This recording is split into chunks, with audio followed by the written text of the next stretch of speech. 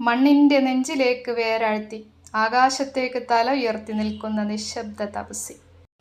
വിശക്കുന്നവന് അന്നവും ദാഹിക്കുന്നവന് വെള്ളവും നൽകി സ്വന്തം ശരീരത്തിൽ നിന്ന് ഒന്നും പാഴാക്കാതെ മനുഷ്യന് സമർപ്പിച്ച അപൂർവ വൃക്ഷം.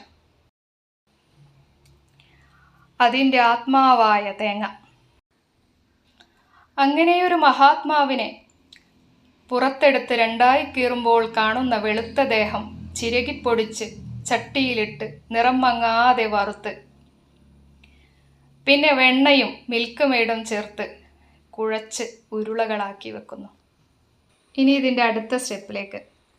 കരിമ്പ് കടഞ്ഞെടുക്കുമ്പോൾ കിട്ടുന്ന മധുരധാർഷ്ട്യത്തെ തീയിലിട്ട് വരുതിക്ക് വരുത്തി ബ്രൗൺ നിറത്തിൽ അടക്കി നിർത്തുകയാണ്. ഒടുവിൽ രണ്ടുപേരും കൂടെ അങ്ങോട്ട് ആലിംഗനം ചെയ്യുമ്പോൾ ദാ ഈ കോലത്തിൽ കാണുന്നു. ഇതിൻ്റെ പേരാണത്രേ ബാബിലോണിയൻ ബാലാബയാന. ഓരോ പേര് കണ്ടുപിടിച്ചത് ആലോചിക്കുക ഞാൻ. നമ്മുടെ നാടൻ ഭാഷയിൽ പറഞ്ഞ തേങ്ങാ മുട്ടായി. ടേസ്റ്റ് ഉണ്ടോ എന്ന് ചോദിച്ചാൽ വലിയ കുഴപ്പമില്ല എന്നേ പറയാനുള്ളൂ കേട്ടോ. പിന്നെ ഇങ്ങനെ പീച്ച് പൊട്ടിക്കണതൊക്കെ ഫുഡ് വ്ളോഗേഴ്സ് ചെയ്യണത് കണ്ടിട്ട് ചെയ്ത് നോക്കുക കേട്ടോ.